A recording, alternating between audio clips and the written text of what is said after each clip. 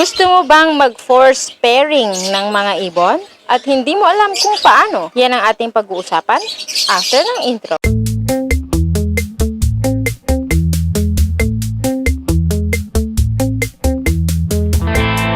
Hello, the bird cats, and welcome back for another video. Ngayon, ang pag-uusapan natin is kung paano mag-force pair ng mga ibon. So, lalo na sa mga newbies, kung hindi sila sigurado kung paano ito gawin. At bago tayo magsimula, ay syempre gusto ko lang batiin ang mga baguhan sa ating channel. Join the thousands of leopard cats who are member of Munting Ibunan family.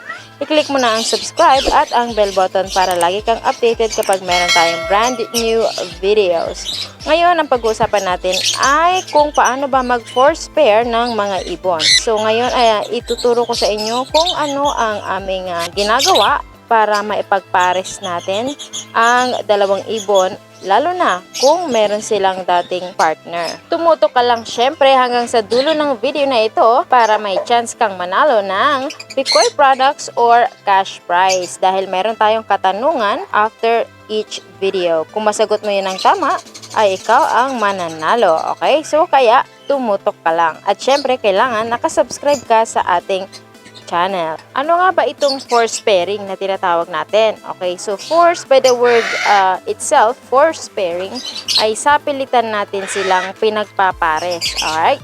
So, ang example natin na ito, mga Dabard Cats, ay itong dalawang ibon na ito ay pareho silang merong dating mga partner. So, ang ginawa natin ay binaklas natin. So, pinaghiwalay natin sila sa kanilang dating partner. At ngayon ay pinagsama natin silang dalawa. So, make sure of course na kung kayo ay mag-force pairing kahit na may dati man silang partner o wala, is dapat sure kayo sa gender nila. Kung hindi, masasayang lang din ang effort niyo na pinagpares sila dahil hindi naman sila magbe-breed successfully. Okay? So, make sure na male and female ang inyong ipapares. Ngayon, kung baguhan ka lang at hindi mo alam mag-gender ng iyong ibon at hindi ka sigurado sa kanilang gender, ay meron akong ginawang video on how to gender African lovebirds. At ilalagay ko ang link dyan sa itaas ng screen or sa baba sa my description area para mapanood nyo at malaman kung paano mag-gender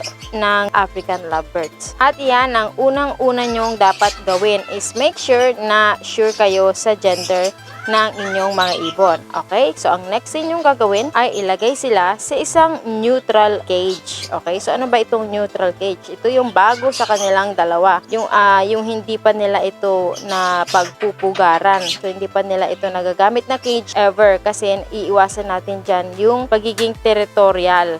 Ayan. Lalo na yung hen is very territorial yung mga yan. So, dapat ilipat nyo sila sa isang cage na neutral or hindi pa nila ito nagagamit. At best na ilagay nyo sila sa isang cage na maliit lang. Hindi yung double cage ha, kasi sobrang laki na nun. Dapat yung parang ganito lang, yung single cage. Ayan, para medyo maliit siya at maging close sila sa each other. Kasi kung kapag malaki ang pinaglagyan nyo, is syempre malaki yung kanilang gagalawan, liliparan. So, yung chance na magkalapit sila is very low. So, dapat medyo ganitong size lang, yung maliit lang. At kapag napagsama nyo na sila sa kanilang cage, ay make sure na bantayan yung maigi kung inaaway nung hen yung cock.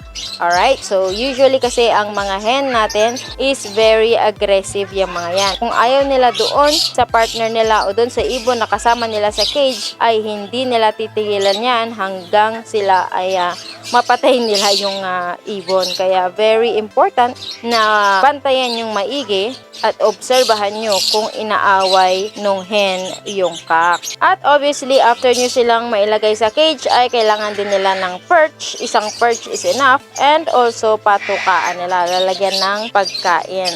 Okay? At syempre, kailangan din nila ng tubig. Ngayon, ito ay isang tip para mas mabilis silang mag-bond kaagad. Okay? So, bigyan nyo sila ng tangkay ng malunggay. Ayan, ng tangkay ng dahon ng malunggay, pwede ring pechay, pwede ring mais, ayan, na pwede nilang pagsaluhan kapag sila ay kakain na ito, okay? So, ini-encourage natin doon is mabilis silang mag-bond dahil sabay silang kakain at magkakalapit sila pag kumakain sila ng mga yon. At another tip mga Dabber Cats, lalo na sa mga ibon na merong mga dating partners, ay kapag nilagay nyo na sila sa cage na ito or cage nila, is dapat hindi nila nakikita yung kanilang mga dating partners. Okay? So dahil mawawala ang kanilang focus sa bago nilang partner. So dapat ay ilayo nyo sila or ilayo nyo yung kanilang mga dating partner. Out of sight dapat, hindi nila nakikita. At ayan, nakikita nyo is medyo nag-aaway silang dalawa. So normal lang yan, lalo na kapag bagong lagay nyo lang sila on their first day sa kanilang bagong cage. Ayan. So dapat ay kailangan yung bantayan lang talaga na hindi mababag or awayin nung hen yung cock. At itong dalawang to ay actually it's their second day, pangalawang araw na nilang dalawa sa cage na ito. At medyo nagpapakita na sila ng mga good signs na magbaband na sila in the next few days. Like ganyan, na naglalapit na silang dalawa, nagtatabi na. Ayan. At nakita nyo naman kanina sa umpisa ng video na ito, ay nagsusubuan na sila. Ayan. So, ayan yung mga signs o yung mga senyales na kailangan nyong makita.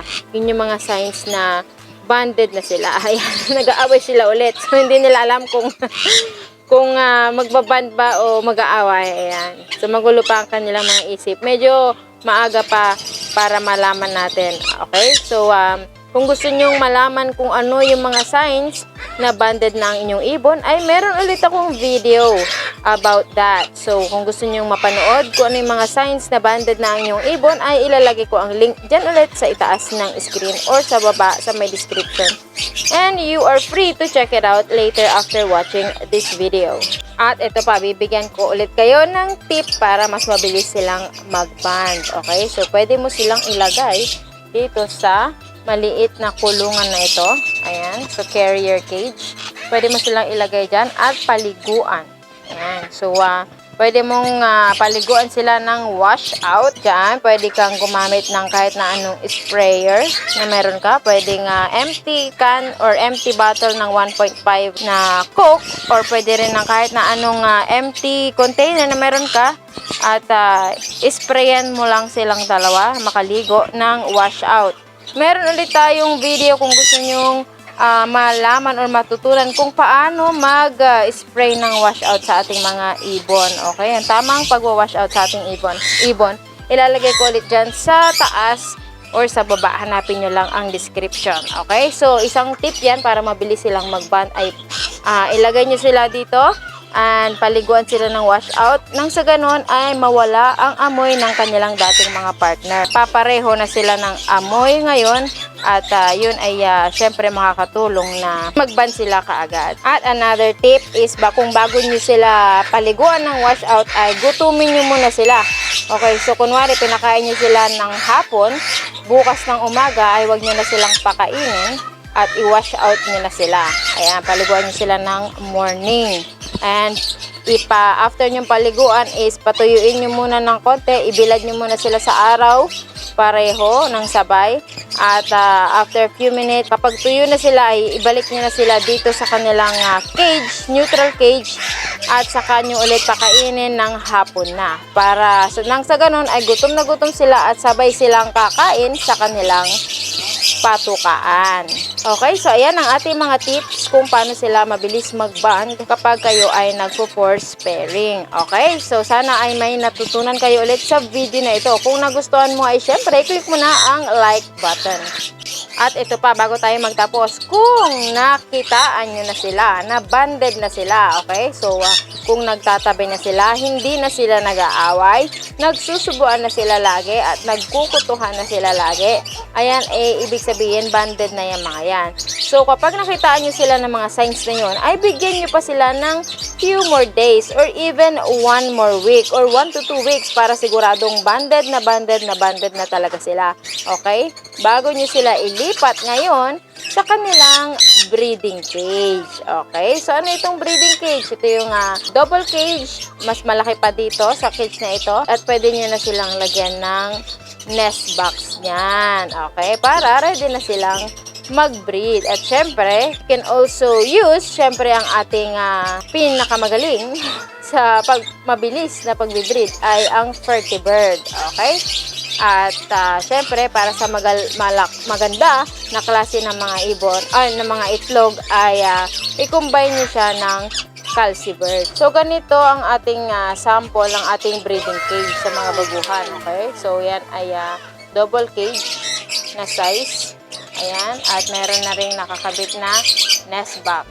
At bago tayo magpatuloy, ay gusto ko lang i-congratulate ang nanalo from our last video.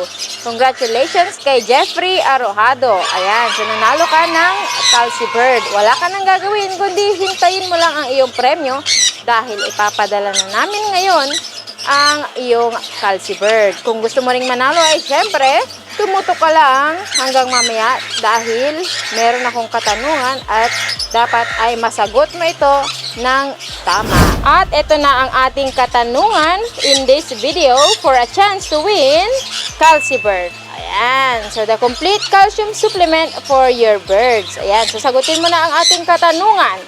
At ito na yon. Sa mga nabanggit natin na pwedeng ibigay sa mga ibon para mabilis silang mag-bond, magbigay ka lang ng isa. Okay? So, ano itong mga gulay na pwede mong ibigay sa ating mga ibon para mapagsaluhan nila ito at mabilis silang mag-bond? I-comment mo na ang iyong sagot sa comment section with your complete shipping address and contact number para mapadala na namin ang iyong premyo na Calcibird. At remind ko lang, para manalo ka ay syempre dapat nakasubscribe ka sa ating channel at na-like mo ang aming Facebook page, Munting Ibonan. At ayan lang mga Dabber Cats, bago tayo magtapos ay syempre dumako na tayo sa ating mga shoutouts. Shoutout and happy viewing kay Ryan T. Andohoyan, kay Michael Velasquez Caranto, kay Ferdinand Robles, kay Jimby Manyalak, kay Amiel Mercado. Happy viewing and shoutout din kay Jason Sanchez Villanueva, kay John Kevin Ancores Pareha at sa misis niya na si Jenny. Ayan. So, MBE Munting Ibonan from Lipa. Okay? Shoutout din kay Jowar Aguinaldo, kay Team Padput Bay Vlog, kay Magcatch 500 at sa mga taga San Fabian, Sitio Sapdaan at kay Raver Fernandez. Ayan. So, shoutout and happy viewing sa inyong lahat. Kung gusto mo ring magpa-shoutout ay mag-comment ka lang sa comment section. Ayun lang po mga Dabber Cats. Again, maraming salamat. Sana may natutunan ulit kayo sa video na ito. As always, God bless us all and we'll see you in the next video.